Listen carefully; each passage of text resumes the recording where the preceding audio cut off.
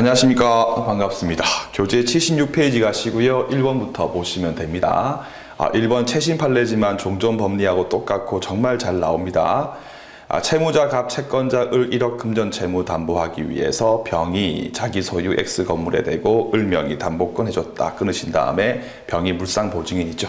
병이 물상 보증인이고 채무자가 누구죠? 채무자 갑이죠. 갑이 채무자이다. 자, 이 상태에서 이제 병이 X 건물을 정한테 양도했다 해서 병이 정한테 X 건물을 양도했다.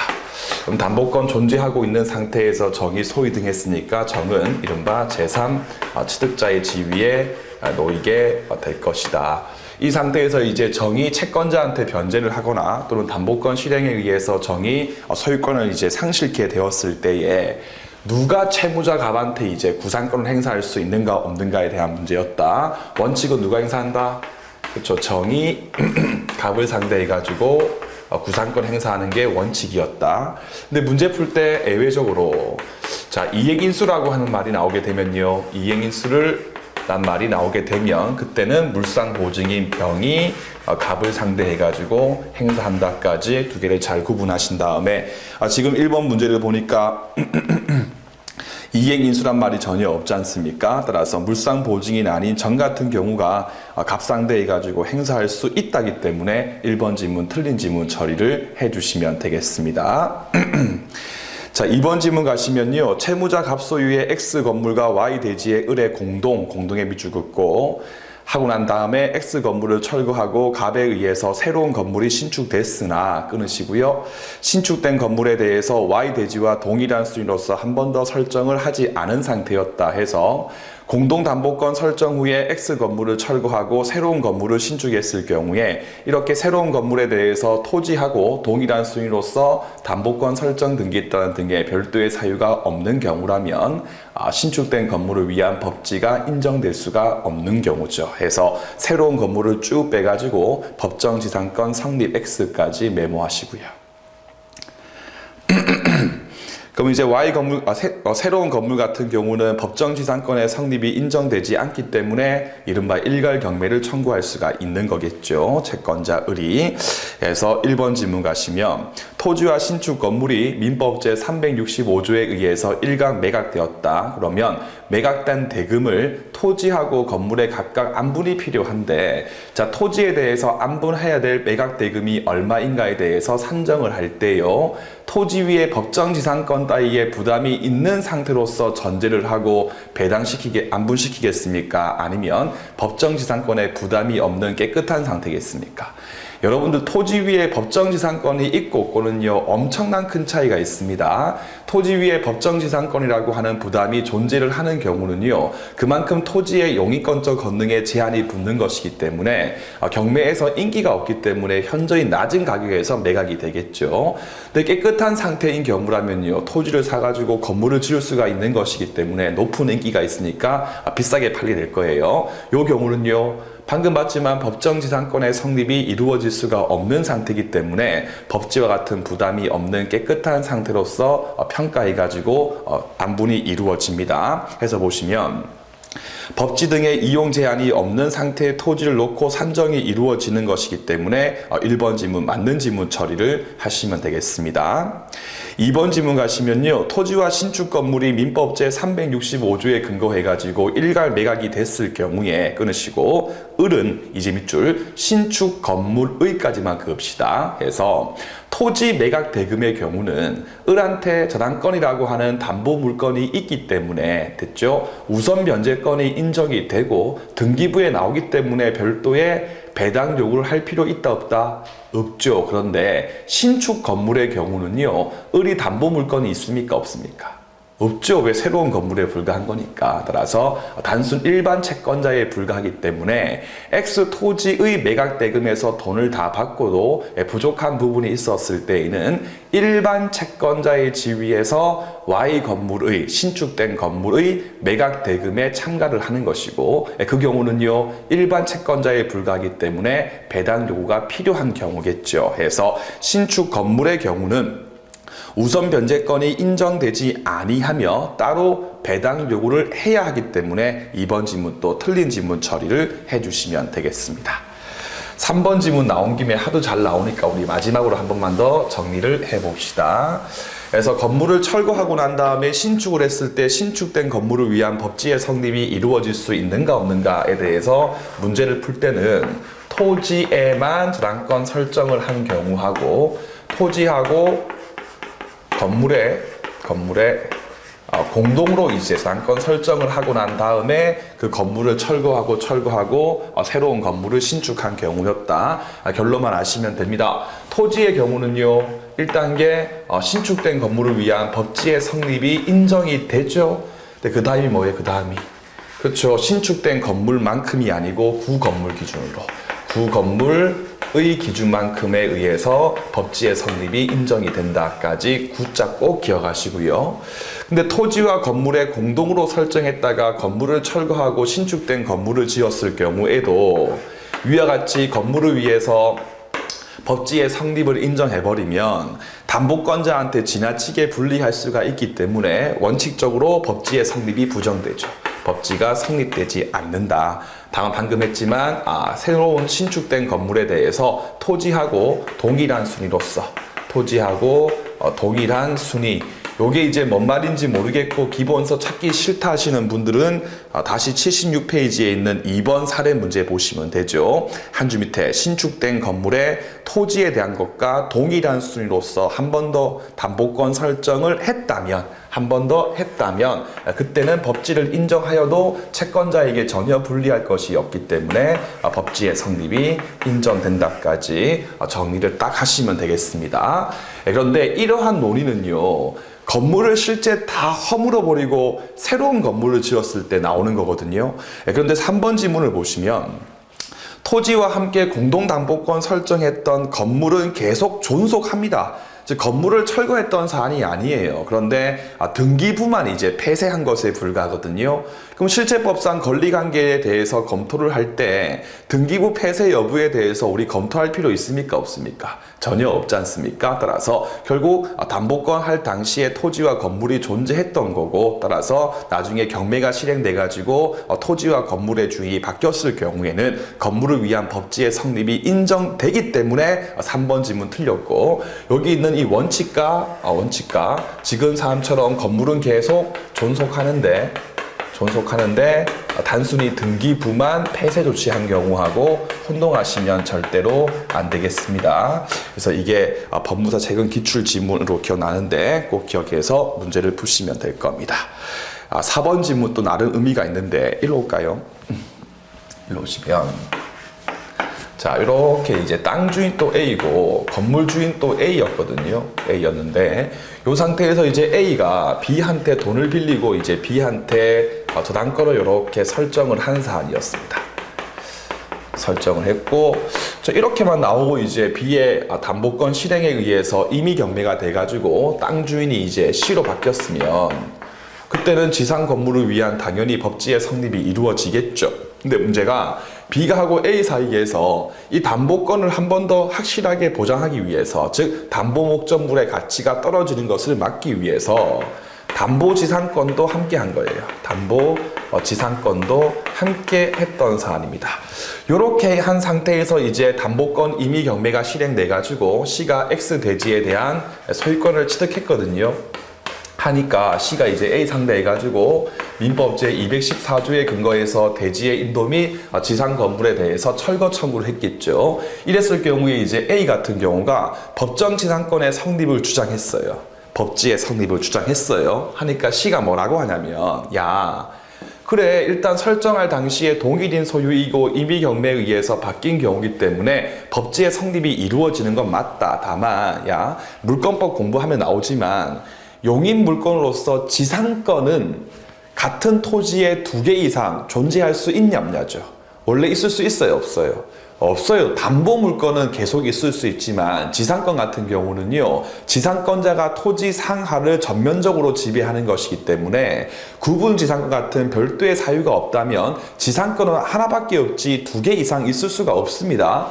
해서 내가 이미 B가 지상권 설정 등기했기 때문에 이해되시죠? B한테 지상권이 있으니까 A 너한테는 또 양립할 수 없는 별도의 법정 지상권의 성립이 인정될 수 없어 라고 이제 C가 주장을 한 거예요. 하니까 판례가 C 웃으면서 야, 담보 지상권은 존재하는 이유가 뭔데? 담보 목적물의 가치를 보존하기 위해서다. 그러면 담보권 실행해가지고 이 저당권이라고 하는 것이 임의 경매에 의해서 소멸돼 버리면 지상권 중에서도 담보 같은 경우는요, 당연히 더 이상 존재의 이유가 없기 때문에 경매에 의해서 함께 소멸되는 거 아니냐. 그래서 판례가 판시할 때 A에게 법정지상권이 인정되는 데 대해서 이 담보지상권 때문에 그 성립에 별도의 방해가 되지 않는다라고 하여 결국 시청구를 기각시켰다까지 기억하시면 되겠습니다.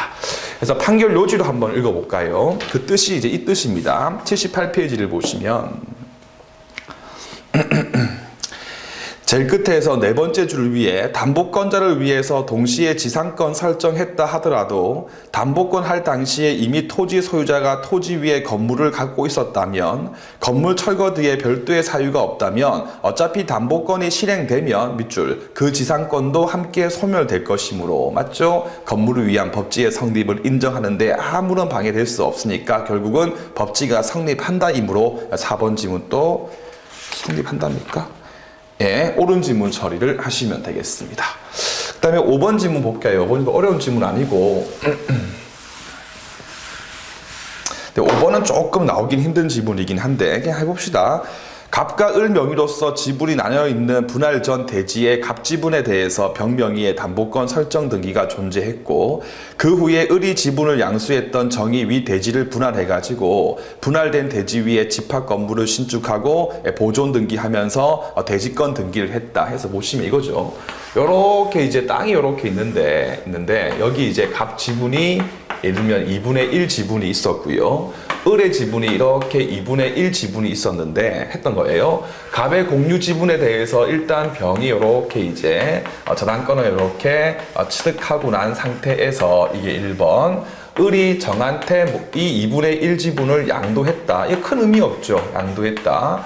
그 다음에 이제 갑하고 정 사이에서 3번 대지가 이렇게 분할 처리가 되었다 해가지고 다시 보시면 이렇게 이 부분을 갑이 소유하고 이 부분이 정이 소유하는 형태로서 분할되었을 때의 해였지만 분할은 뭐라고요? 지분의 교환 또는 매매의 성격이 있는 거기 때문에 병의 담보권의 부담이 누구에게 정한테도 떨어지는 거다. 따라서 병의 담보권의 효력이 갑이 취득했던 부분에만 뭉치는 것이 아니라 갑 부분도 2분의 1만큼 존재하는 것이고 정 부분도 존재를 하는 것이다. 그럼 결국 담보 물건 보세요. 하나, 둘, 목적물이 몇 개예요? 총 2개 아니겠습니까? 하나, 둘. 이게 뭐예요? 이른바 공동 저당과 유사한 경우로서 모습을 나타나게 되는 거죠. 그럼 이 상태에서 여러분들 정 부분이 먼저 경매가 됐으면 무슨 배당?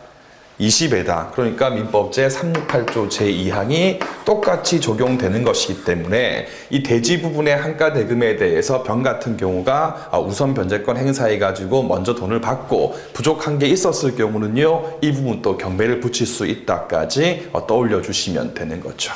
됐죠? 그래서 제일 끝에 보시면요, 매각 대금 중에서 대지권에 관한 부분 같은 경우에는 우선 변제권이 인정이 된다. 해설지 제일 끝에 보시면 민법 제368조 제2항의 법리에 따라까지만 딱 밑줄 그으시면 되는 겁니다. 그 다음에 6번은 별표 한 2개 치시고요.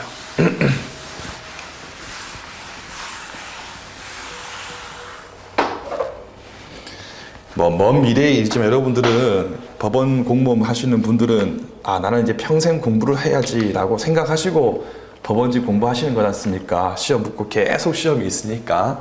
그래서 6번 같은 것들은 무조건 중요한 겁니다. 미리미리 지금 한번 봐봅시다. 채무자 갑 소유의 X 토지하고 Y 토지다 한번 끊으신 다음에 민법 제368조의 적용 범위 1, 2항 있지 않습니까? 빨리 조문 보시고 동시배당이 이루어지는 경우는 1항이고 20배당의 경우는 2항이다. 그 1, 2항의 적용 범위 관련해가지고 자, X, Y 중에서 X는 채무자 거인데 Y 같은 경우가 물상보증인 소유인 경우에는 민법 제368조 제1항과 제2항이 적용될 수 있다 없다? 없었죠. 판례에 의했을 때 해서 동등한 책임을 지는 둘 다 X, Y가 채무자 소유였을 때에만 368조 제1항과 2항이 적용될 수 있다는 게 판례 입장이었습니다. 그 6번 질문 같은 경우는요, X 토지, Y 둘 다 이제 채무자 갑 소유니까 일단 민법 제368조 1항이나 2항 같은 것들이 적용될 수 있다까지 먼저 캐치를 하시고요. 채권자의 공동담보권 설정하고 난 뒤에 X토지에 대해서 병이 후수인을 취득했다 해서 일단 채무자 갑소유, 채무자 갑소유에 X라고 하는 건물이 이렇게 토지가 있고 또 Y라고 하는 토지가 이렇게 있는 상태에서 1번 해가지고 을이 먼저 재산권을 이렇게 취득한 상태에서 X에 두고 2번 병이 이렇게 들어왔다. 그러면 자, 우리 총 복습하는 겁니다. 동시배당했을 경우는요, 목적물의 가액에 비례해가지고 을한테 먼저 돈을 각각 주고 남는 게 있었을 때 병한테 배당이 이루어진다. 근데 을 같은 경우가 병이 미운 거야. 그래가지고 X에 대해서 먼저 경매했을 경우에는 을한테 돈이 다 가버리고 병한테 돈이 올 게 없지 않습니까? 그때 동시배당을 했을 때 병한테 올 돈과 X에 대해서만 먼저 경매했을 때 병한테 올 돈의 차액만큼 같은 경우는요, 그렇죠. 병 같은 경우가 민법 제368조 제2항 후문상 대위를 할 수 있다. 그래서 나중에 Y가 경매가 돼버리면요, 병이 을을 대위해가지고 병이 여기에 가가지고 1번의 지위에서 돈 달라라고 할 수 있다까지는 다들 기억이 나실 겁니다. 왜 둘 다 채무자 소유이니까요. 이해되죠? 자, 이 상태에서 자, 계속 먼저 경매된 X토지의 후순위자 병이 Y토지에 대해서 민법 제368조 제2항 후문에 있는 대위 등기를 하지 않고 있는 사이에 을이 Y토지에 대한 담보권 설정 등기를 말소해버리고 한번 끊을게요. 끊으신 다음에 자, 등기직 공부하시는 분들은 부동산 등기법 368조 2항 후문상 대위를 보완하기 위해서 신설된 공동저당 대위에 대한 등기를 알고 계실 겁니다. 자, 원래 그게 파고들면요, 그 대위 등기에 대한 입법 절차가 있고 난 다음에 세부적으로 빈 여백이 너무 많아가지고 규칙 등에 의해서 보완이 필요하다라고 하는 주장이 엄청 많았거든요. 그 중에서 가장 큰 문제점을 해결한 게 이 판례입니다. 그래서 무슨 말인가 하면요, 이 상태에서 1번 X가 먼저 경매가 됐어요. 이게 1번 먼저 경매가 됐다. 경매가 됐다. 근데 문제는 뭐냐면요, 병 같은 경우가 이 Y에 대해서 2번 민법 제368조 2항 후문에 근거해가지고 대위할 수 있는데 대위에 대한 별도의 등기를 하지 않고 있는 상태에서 3번 을이 임의로 1번 저당권을 말소시켜버린 거예요. 말소시켰다. 여기까지만 있었으면 큰 문제 없는데 말소가 되니까 지워져 있는 상태에서 별도의 부기 등기도 대위 등기도 없고요. 그런 상태에서 깨끗한 상태인 줄 알고 정의 갑과 매매 계약을 한 다음에 여기 갈까요? 4번 다시 1번 해가지고 정의 X에 대해서 소유권 이전 등기를 이렇게 취득을 하게 된 거예요. 제 말 이해되시죠? 대위 등기하지 않은 상태에서 을이 이거 날려버리고 난 다음에 정이 깨끗한 상태인 줄 알고 Y를 취득해버린 겁니다. 등기를 했다. 해버리니까 빡친 병이 누구요? 임의로 말소했던, 불법 말소했던 을을 상대로 해가지고 민법 제7호 공주에 근거해가지고 손해배상을 청구한 사건이었습니다. 그러면 병이 을한테 불법 행위에 근거해서 배상 청구를 하려면 고의가실, 위법성, 책임 다 있지 않습니까? 그 중에서 결국 병한테 손해의 발생 사실이 인정돼야만이 병이 승소를 할 수가 있지 않습니까? 이 손해 발생과 관련해가지고 나온 게 뭐냐면, 일로 오시죠. 이렇게 정의 소유권 이전 등기를 하기 전에 병이 368조 2항 후문상 대위에 등기를 하지 않았다 하더라도 병이 정을 상대해가지고 대위를 주장할 수 있다고 하면 병한테 손해가 있습니까? 없습니까? 손해가 없죠. 그냥 Y에 대해서 경매를 붙이면 되니까. 근데 말고 정의 소유권 이전 등기를 하기 이전에 대위 등기를 하지 않았다면 더 이상 병이 정을 상대해가지고 대위를 주장할 수 없다고 해버리면 더 이상 병 같은 경우는 우선 변제권을 행사할 수가 없죠. 그럼 병이 우선 변제권을 행사할 수 없게 된 원인이 뭐예요? 괜히 을이 불법 말소했기 때문에. 이해되시죠? 따라서 대위 등기를 미리 안 했다면 정한테는 대위를 주장할 수 없다고 본다면 병한테 손해가 인정되기 때문에 병이 을한테 청구한 게 인용 나올 거예요. 근데 그 부분에 대해서 민법이나 부등법이나 규칙상에 별도의 아무런 규정이 없었거든요. 민법 제482조 봅시다. 482조를 보시면 자, 제1호를 보세요. 보증인 같은 경우는 미리 전세건이나 등기에 나 대위한다라고 대위의 부기를 하지 아니하면 그 목적물에 대해서 권리를 취득했던 제3자에게 채권자 대위를 주장하지 못한다. 다시 읽을게요. 후순위권자 병은 미리 368조 제2항 후문상 대위에 대한 등기를 하지 않았다면 그 뒤에 소유권 취득했던 정을 상대해가지고는 대위를 주장하지 못한다라고 482조 제1항 제1호의 법리를 똑같이 갖다 써버리는 게 요 판례의 핵심입니다. 제 말 이해되시지요? 따라서 우리 판례 같은 경우는 민법 제482조 제2항 제1호가 요 경우에도 똑같이 유추되어서 적용되어야 한다. 따라서 정의 소유권 이전 등기를 하기 이전 단계에서 병이 미리 대위 등기를 하지 않았다면 더 이상 병은 정한테는 대위를 주장하지 못한다 해서 6번 지문 제일 끝에 보시면 병은 368조 2항의 대위를 정한테 주장할 수 없다. 맞죠? 그러므로 더 이상 우선 변제권 행사할 수가 없는 것이기 때문에 병한테 뭐가 있다? 손해 발생이 인정이 된다. 따라서 병 청구 인용 나간다까지 기억을 해 두시면 되겠습니다. 알겠죠? 아주 중요한 판례입니다. 그래서 꼭 기억하시되 판결 요지 한 번 더 천천히 읽으시면서 그 볼드 친 부분 중심해가지고 공부를 하시면 될 겁니다. 자, 7번 지문 또 우리가 배웠던 기본서에 있는 논리를 가지고 공부하면 쉽게 풀 수 있는 논리이지요. 자, 한번 봅시다. 채무자가 있고요. 채무자 이름 넣죠. 채무자 소유의 X라고 하는 이런 토지가 있었고 또 채무자 말고 물상보증인 소유의 Y라고 하는 게 이렇게 있었고 뭐 1번 둘 다 공동저당 1번 A, 1번 A가 이렇게 있었다. 근데 채무자 소유의 후순위권자 B가 이렇게 있었습니다. 이 상태에서 X가 먼저 경매가 됐을 때 경우에 B가 물상보증인 소유 Y 토지에 존재하고 있는 1번 A에 대해서 368조 제2항 후문상 대위를 주장할 수 있다 없다? 아까 했죠. 368조 제1항과 2항 같은 경우는 X, Y가 둘 다 채무자 소유인 경우에만 적용된다. 요상 같은 경우 Y 같은 경우는요. 물상보증인 소유 아니겠습니까? 따라서 통설 판례에 의했을 경우에는 물상복이 더 위에 있기 때문에 B 같은 경우가 동조 2항상 대위를 할 수 없다는 게 판례 입장이었죠. 그러면 보세요. 이 1차 X 경매에서 A 같은 경우가 자기의 피담보 채권 전액을 완벽하게 완제를 받았어요. 다 받았어요. 그러면 받았고 그러면 이제 일단 A 같은 경우는 더 이상 Y에 대해서 권리를 행사할 게 없지 않습니까? 더 나아가서 B 같은 경우가 지금 대위를 주장할 수 있어요? 없어요? 없죠. 그러면 이제부터 요 A 명의의 Y에 존재하고 있는 등기는 더 이상 존재할 필요가 있습니까? 없습니까?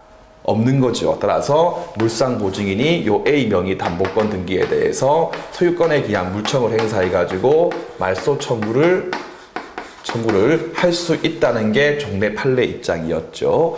그럼 비교해가지고 X, Y 둘 다 채무자 거예요. 둘 다.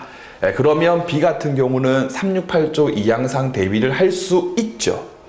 그러면 A 명의의 Y에 존재하고 있는 A 명의의 등기는 말소될 등기가 아니고 B한테 뭐다? 부기등기 형식으로서 넘겨줄 등기죠. 따라서 채무자 같은 경우는 Y에 존재하고 있는 A에 대해서 말소 청구할 수 있다 없다? 없다는 겁니다. 해서 말소 청구를 할 수 있냐 없냐를 물었을 경우는 딴 걸 볼 게 아니고 368조 2항 후문상 대위를 할 수 있냐 없냐, 없으면 더 이상 존재할 필요가 없으니까 말소를 할 수가 있는 거고요. 대위를 할 수 있으면요 부기등기로서 넘겨줄 것이기 때문에 말소할 수 없다. 그 두 가지를 잘 구분하신 다음에 7번 질문 봅시다. 갑이 을로부터 돈을 빌리면서 자기 소유 X 건물에 대해서 일본 담보권 설정해줬다. 또 돈이 필요했던 갑은 돈을 빌리면서 X 건물에 대고 2번 설정했다. 한번 끊으신 다음에 일단 X 건물 쭉 빼가지고 채무자 소유이죠. 하나씩. 채무자 소유의 1번 을, 2번 병이 존재하고 있다. 이후에 을이 또 갑한테 추가 담보를 요구했고 갑은 A를 물상보증으로 해가지고 물상보증인 A 소유의 Y주택에 대해서 을 명의의 담보권 설정 등기를 해주었다. 끊으시고, 그런데 결국 갑이 변제에 대해서 연체를 하자 채무자 소유의 X 건물이 먼저 경매가 되었고 밑줄 채권자 을이 전부 다 받았다까지 모든 채권 다 회수했다. 그 말이 완제받았다. 똑같은 거죠. 이때 A 소유 Y에 있었던 을 명의의 담보권 등기는 병에게, 즉 채무자 소유의 후수리자 병에게 부기 등기를 통해서 이전되어야 할 등기입니까 아닙니까? 아니죠. 왜? 한쪽이 물상보증인 소유니까. 따라서 결국 이 사안이라면 병 같은 경우는 368조 2항 후문상 대위를 할 수가 없기 때문에 부기 등기를 통해서 이전되어야 할 것이 아니므로 더 이상 존재할 필요가 없으니까 물상보증인 A 같은 경우는 소물청 행사하여 을 명의의 담보권 설정 등기에 대해서 말소 청구할 수 있다기 때문에 7번 지문 틀린 지문이다. 만약에 이 사안에 X 건물, Y 주택 둘 다가 채무자 갑 소유였으면요. 그러면 부기등기에 의해서 병한테 넘겨줘야 할 등기이기 때문에 말소 청구할 수 있다 없다? 없다가 정답인 겁니다. 이해되시죠? 해서 마지막으로 368조 제2항상 후문의 대위를 할 수 없다면 더 이상 존재할 필요 없는 등기니까 말소 이루어진다. 후문상 대위를 할 수 있다면요. 부기등기를 통해서 넘겨줄 등기에 불과하므로 존재 이유가 있으니까 말소 청구할 수 없다. 그 두 가지를 잘 구분해가지고 법행등부터 계속 나오고 있으니까 좀 어렵지만 연습해서 이해를 해두시면 되겠습니다. 넘기신 다음에 8번 지문은 쉽지요. 공동담보권자가 일부 수용보상금 절차에 참가해가지고요. 밑줄 우선 변제권 범위 내에서 채권 최고액 다 받았다. 전액의 밑줄 그시고 그러면요 우선 변제권이 소멸돼 버리겠죠. 그러면 다른 목적물이 경매가 됐을 때 또 참가해가지고 우선 변제권 행사할 수 있다 없다? 당연히 없는 거죠. 따라서 8번 지문은 옳은 지문이다. 9번 지문은 별표 2개, 이런 게 이제 잘 나오죠. 자, 보증인 보호를 위한 특별법은 당연히 보증계약했던 보증인을 보호하기 위해서 존재하고 있는 법인데, 자, 보증인 말고 물상보증인의 경우도 이 보특법이라고 하는 것이 적용될 수 있는가 없는가에 대한 최초의 판시입니다. 될 수 있다 없다? 될 수 없다는 게 판례 입장입니다. 해서 아무리 물상보증인 또 타인 채무에 대해서 책임을 지긴 하지만 보증인과 동일시할 수는 없는 것이기 때문에 그 보특법 자체에서 물상보증인 또 유추한다는 따위에 별도의 규정이 없다면 물상보증인은 적용되지 않는다. 해서 제 끝에 보시면 물상보증의 경우는 적용되지 않기 때문에 9번 지문은 틀린 지문 처리를 해두시면 되겠습니다. 10번도 어렵지 않아요. 채무자 갑소유의 X 토지하고 Y 토지에 대해서 2009년도 7월 21일자 무렵으로 A은행 명의로 공동담보권이 설정이 되고요. 같은 날 X, Y 둘 다에 대해서 을로 후주왔다. 그러니까 채무자 갑소유의 X, Y 두 개 다 채무자 갑소유인데 둘 다 1번 A가 들어왔고 좀 지나서 둘 다 2번 을로 들어왔어요. 그런데 2010년도 12월 달 무렵에 A은행의 공동담보권 과 동일한 피담보 채권을 담보하기 위한 차원에서 채무자 갑소유의 Z 토지가 추가됐다까지 하신 다음에 Z 토지를 쭉 빼가지고 누구 거예요?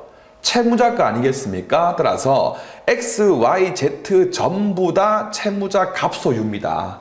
그러면 민법 제368조 제1항이 적용될 수 있다 없다? 적용되는 경우죠. 따라서 각 부동산의 가액에 비례해가지고 피담보 채권에게 분담이 이루어진다 해서 끝에 보시면 368조 제1항이 적용되기 때문에 각 부동산 경매 대가에 비례해가지고 채권의 분담을 정할 수 있다니까 10번 지문 틀린 지문 처리하신 다음에 전부 다 채무자 소유라면 368조 제1항이 적용될 수 있다라고 하는 법리는요. 자, 이 사안처럼 X, Y만 먼저 설정 계약하고 설정 등기를 하고 난 다음에 Z 토지에 대해서 추가를 했든 아니면 처음부터 X, Y, Z 전부 다에 대해서 했든 아무런 관계없는 겁니다. 따라서 추가로서 Z가 들어왔다 하더라도 그 Z까지도 채무자 갑소유라면 결국은 전부 다 채무자 갑소유물이기 때문에 368조 제1항이 적용되므로 경매 대가에서 비례 부담이 이루어지므로 10번 지문 또 틀린 지문 처리를 하시면 됩니다. 속지만 않으시면 됩니다. 82페이지 가신 다음에 비전화문건 보겠습니다. 저 이거 처음 강의할 때만 해도 제가 요거 막 기본 강의 때 설명을 하니까 수업 듣던 어떤 실강했을 때인데 어떤 분께서 강사님 법원직 시험에서는 질건하고 이 부분은 안 나온다 하던데요 라고 하시더라고요. 근데 그 뒤로 계속 나오는 게 이 부분 아니겠습니까? 그래서 함부로 제끼지 마세요. 쓸데없는 걸 보지 마시되 중요한 부분이라면 함부로 임의로 제끼고 공부하시면 안 됩니다. 해서 종신정기금 그런 것 같은 경우야 안 나오겠지만서도 이런 건 참 중요한 거니까 꼼꼼하게 공부를 하십시오. 자, 먼저 1번 지문 같은 경우는요. 가담법 적용 범위에 대해서 묻고 있습니다. 여러분들 가담법이 적용되려면 요건 3가지가 뭐였습니까?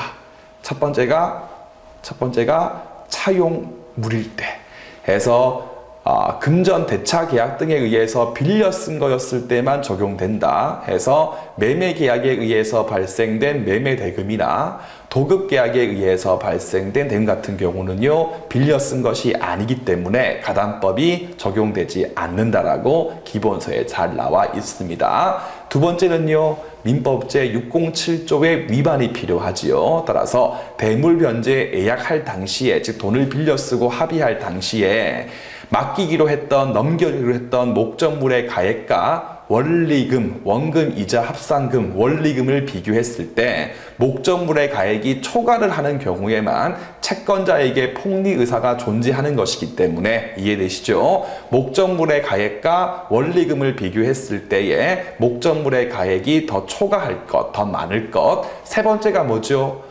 그렇죠. 담보 물건이 됐을 때만 가담법에 의해서 제한을 가하는 것이기 때문에 가등기나 또는 이전 등기가 채권자한테 격려됐을 것. 따라서 가등기나 이전 등기가 채권자에게 격려되지 않았으면요.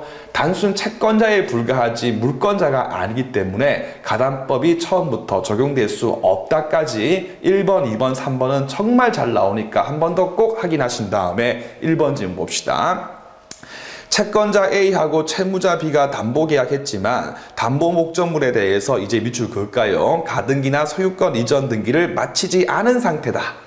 3번 요건 탈락이죠. 그러니까 쭉 빼서 가담법이 처음부터 적용될 수 없는 사안이죠. 따라서 이렇게 합의를 했다 하더라도 가담법에 의해서 무효는 될 여지가 없지 않습니까? 왜 처음부터 적용될 수가 없는 사안이니까 해서 그 뒤 약정했다 하더라도 처음부터 가담법이 적용될 수 없는 사안이기 때문에 제일 끝에 가담법 위반에 의한 무효는요 절대 될 수가 없으므로 1번 지문은 틀린 지문 처리를 해주시면 되겠습니다. 2번 지문은 일단 각주에 있는 내용부터 볼 건데 가담법 제11조인데 이 가담법이라고 하는 것은 정상적으로 만들어진 법률이 아니고 그 전 모 대통령 그 사람이 이른바 체육관에다가 사람들 모아놓고 일반 서민들 보호해 주겠다고 만든 법이거든요. 그래서 법률이 존재하고 있는 이유는 약자의 지위에 있는 서민들을 위해서 존재하지만 조문을 파고들고 보면요 엄청나게 또 불리한 게 많이 있습니다. 그래서 몇 조가 있다? 가담법 제11조 단서가 있다 해서 각주 1번 보시면요 자, 채무자 등은 청산금 채권 있을 때까지 재빨리 채무액을 채권자한테 지급하고 난 다음에 채권 담보였던 이전 등기에 대해서 말소 청구할 수 있다. 끊고 본문까지는 아무런 문제가 없죠. 그런데 그 뒤에 채무의 변제기가 지나고 10년 지났거나 됐죠? 선의의 삼자한테 팔았을 경우는요, 그 자가 소유권을 취득해버리기 때문에 더 이상 이전 등기에 대해서 말소 청구할 수 없다는 게 제11조 단서였고 아주 문제가 많은 조항이었습니다. 그죠? 그 단서에 있는 10년이라고 하는 기간의 성질에 대해서 종례통설 같은 경우는요, 조문상 봤을 때 시효란 말이 없기 때문에 제척기간이다라고 했고 판례가 그걸 인정했어요. 그래서 판례에 의했을 경우에도 그 기간 같은 경우는 1단계 소멸시효가 아니고 제척기간이다. 그러면 제척기간을 준수했다고 보기 위한 권리 행사가 필요한데 채무자가 어떻게 했냐면요, 2번 질문 보시면 채무자가 제척기간 도과하기 전 단계에서 이제 밑줄 피담보 채무를 변제하지도 않은 상태에서 또는 변제를 조건으로 해가지고 이전 등기에 대해서 말소 청구를 했습니다. 자, 이렇게 한 것도 이른바 권리 준수에 필요한 권리 행사를 한 것으로 볼 수 있냐 없냐. 다시 한 번 더, 이렇게 변제하지 않거나 또는 조건부로서 변제하겠다라고 하면서 말소 청구한 것을 제척기간 준수를 위한 권리를 행사한 것으로 볼 수 있는가 없는가에 대한 문제인데, 여러분들 담보물건에 대해서 말소 청구하려면요, 피담보 채무에 대해서 변제를 하는 것이 동시이행 관계에 있습니까? 아니면 선이행입니까?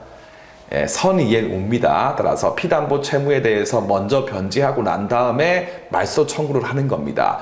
지금 이 사안처럼 변제도 하지 않고 또는 조건부로 했을 경우는요, 청구 자체에 이유가 있다 없다? 이유가 없는 거죠. 따라서 이런 경우는요, 제척기간을 준수한 것으로 볼 수 있는 권리를 행사한 사실로 볼 수 없다는 게 판례의 입장이다. 따라서 그 다음 줄에 제일 끝에 권리 행사했다고 볼 수가 없기 때문에 제척기간 도과해버리면 소멸돼버린다는 게 판례 입장이다. 따라서 2번 지문 또 옳은 지문 처리를 해주시면 되겠습니다. 3번 지문 보시면요, 자, 부동산 양도 담보의 경우인데, 아까 제가 그 1번 지문 풀 때 말로 했던 요건 1번, 2번, 3번을 다 갖춰가지고 가담법의 적용을 받는 경우에는 굳이 이 양도담보의 법적 성질이 무엇인지에 대해서 사실상 그렇게 막 검토할 필요 없어요. 왜냐하면 가담법에 의해서 처리가 이루어지기 때문에. 그런데 굳이 또 판례 입장, 그러니까 판례도 제가 봤을 때는 가담법에 의해서 처리가 이루어지거든요. 근데 굳이 그 판례 입장이 이제 어떤 입장이냐에 대해서 태기를 요구하게 되면 주류적으로 판례가 이 경우는 담보 물건서를 취해요. 주류적으로 봤을 때는 이걸 취합니다. 그런데 가담법이 적용되지 않는 경우다. 예를 들면 매매대금 같이 아까 했던 1번, 2번, 3번 요건 다 구입 못 해가지고요, 가담법 적용을 받지 않는 경우에는요, 이때는 주류적 판례가 뭐냐면 신탁적 소유권 이전서를 취하는 게 주류적 판례 입장입니다. 항상 또 그렇지는 않습니다. 다만 이거에 의해서 한번 보시면 채무자 갑이 채권자 을에 대해서 밑줄 토지 매매 계약 및 성과금 약정에 따른 5억 원 지급 채무를 담보하기 위하여까지만 그읍시다. 차용물입니까 아닙니까? 그렇죠. 매매 계약 등에 의해서 발생된 돈에 불과하지 빌려 쓴 돈이 아니지 않습니까? 그러니까 1번 요건 자체를 충족하지 못한 사안이기 때문에 요 3번 사안 같은 경우는 가담법이 적용되지 않는 사안입니다. 밑에 거예요. 밑에 거. 적어두시고. 그래서 X 토지 위에 건축했던 Y 건물의 건축주 명의를 을 앞으로 하였으며 을 앞으로 소유권 보존 등기했다 한번 끊으신 다음에 을을 쭉 빼가지고 양도 담보 건자까지죠. 그러면 자, 가담법이 적용되지 않는 상태이기 때문에 뭐에 한다? 신탁적 설에 의해서 처리가 이루어진다. 그러면 이 견해에 의했을 경우는 판례 입장이죠. 판례 내부 외부를 구분해 가지고 내부의 경우는요, 계속 갑한테 소유권이 남아 있겠지만 대외적 관계에서는요, 신탁적 담보 목적 범위 내에서 소유권이 이전되는 것이기 때문에 을 채권자가 소유자인 겁니다. 그럼 이 상태에서 을이 돈을 빌린 다음에 병한테 저 X 건물에 대해서 저당권을 설정을 했어요. 설정을 이렇게 했을 경우에 병 명의의 담보권 등기는 유효해요, 무효해요? 그렇죠. 을과 병 사이에서 대차계약 존재하고 담보권 설정 계약했고 을한테 소유권이 있지 않습니까? 따라서 물권행위 효력도 인정되기 때문에 병한테 등기만 했으면요, 병은 유효하게 담보권을 취득을 하는 거예요. 이해되시죠? 그러면 갑이 병을 상대해가지고 214조에 근거해가지고 말소 청구할 수 있어요, 없어요? 그렇죠. 외부 관계에는 갑한테 소유권이 있어요, 없어요? 없죠. 그리고 병명의 등기 유효하죠. 그러니까 청구할 수 없는 거죠. 없다. 그러면 갑한테 돈을 빌려준 채권자가 있었을 때에 채권자가 갑의 권리를 대위해가지고 말소 청구할 수 있어요, 없어요? 병 상대해가지고. 피대위 권리가 없는데 어떻게 대위를 하겠습니까? 이것도 안 된다가 이 사건 핵심입니다. 그래서 다시 3번 질문 보시면 제 끝에 이때 갑 채권자 전 같은 경우는 갑을 대위해가지고 병명의 담보권 설정 등기에 대해서 말소 청구할 수가 없다기 때문에 3번 질문 맞는 질문 되겠죠. 다시 일로 오시면 주류, 비주류라고 하니까 떠오르는 사람들이 있네요. 맨날 싸우지 않습니까? 자, 비주류인 판례들 중에서 여러분들 시험 문제에서 나올 만한 게 있어요. 그러니까 이 판례가 나와버리면 이거에 의해서 문제 풀면 틀려버리겠죠. 어떤 사안이었습니까? 어떤 사안이었어요? X 토지를 담보 목적물을 제3자가 불법 점거하고 있어. 제3자가 불법적으로서 점유를 하고 있었을 때 누가 소유권에 기한 물청을 행사할 수 있는가 없는가에 대한 사건에서 자, 요 법리에 의했을 경우는 외부 관계 아니겠습니까? 3자가 나왔으니까. 그러니까 을이죠. 그러니까 설정자인 갑 같은 경우는요, 소유권에 기한 물청을 행사할 수 없다고 봤으면 요 두 판례 사이에서 모순이 없죠. 그런데 요 사건에서 우리 판례 같은 경우는 이 경우에 설정자 갑이 소유권에 기한 물청을 행사할 수 있다 그랬기 때문에 요 둘 사이에서 모순이 보이는 거고 이 판례는 분명히 비판할 게 있는 겁니다. 해서 요거는 딱 기억 암기, 요건 암기 해서 불법 점유가 나오게 되면요, 그때는요 요 암기했던 판례에 의해서 문제를 푸시면 되기 때문에 요 3번 지문과 비교를 해가지고 정리를 하시면 되겠습니다. 자, 마지막 4번까지 풀고 마치겠습니다. 담보권자 갑이 물상 대위권 행사해가지고 똑같죠. 보험금에 대해서 추징금 청구를 하는 경우에 끊으신 다음에 자, 보험회사 병 같은 경우는요, 별개 채권이 있다 하더라도 했던 거죠. 상기로서 대항할 수 있다 없다? 없는 게 원칙이었다. 왜요? 갑을 쭉 빼가지고 법률상 우선 변제권이 갑한테 있기 때문에 병 같은 경우는 상기로서 대항할 수가 없다니까 4번 지문 또 틀린 지문 처리를 해주시면 되겠습니다. 5번은 참고만 하시면 되고요. 다음 시간부터 채권 총론 파트부터 다시 보도록 하겠습니다. 여러분들 고맙습니다.